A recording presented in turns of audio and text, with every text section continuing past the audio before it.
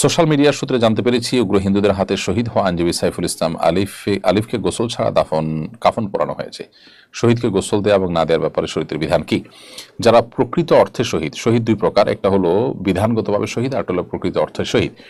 যারা প্রকৃত শহীদ বা সার্বিক বিচারের শহীদ, তারা হলেন মূলত অমুসলিম বা অন্য ধর্মাবলম্বী যারা আছে তাদের হাতে কোনো মুসলিম যদি মৃত্যুবরণ করেন মুসলিম হওয়ার কারণে, কিংবা কোনো শরিয়ার দৃষ্টিকোণ থেকে যে জেহাদ, সে জেহাদে গিয়ে যদি মৃত্যুবরণ করেন, তখন তিনি শহীদ হিসাবে বা হাকিকি বা প্রকৃত শহীদ হিসাবে তিনি মর্যাদা পান।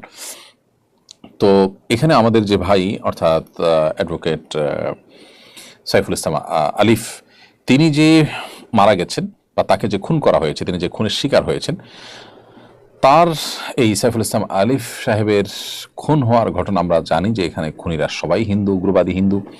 তারা তাকে মুসলিম হওয়ার কারণে তাদের একজন অপরাধী উগ্রবাদী একজন হিন্দু নেতাকে জামিনে বিরোধিতা করার কারণে সরকারি উকিল হিসাবে তাকে হত্যা করেছে। এখানে বলার অপেক্ষা রাখে না যে অমুসলিম, অন্য ধর্মাবলম্বী এবং মুসলিম বিদ্বেষীদের পক্ষ থেকে একজন মুসলমানকে হত্যা করা হয়েছে। অতএব এই মৃত্যুটা হাকিকি শাহাদাতের মৃত্যু। আর হাকিকি শাহাদাত বা প্রকৃত অর্থের শহীদ কেউ হলে তার বিধান হলো যে তিনি গোসল ছাড়া দাফন কাফন তাকে দিতে হবে, এবং সেটাই তার ক্ষেত্রে করা হয়েছে। আমরা দোয়া করি আল্লাহ তাআলা তার শাহাদাতকে কবুল করুন এবং তাকে শহীদ হিসেবে আল্লাহ সুবহানাহু ওয়া তাআলা মাকবুলিয়ত দান করুন।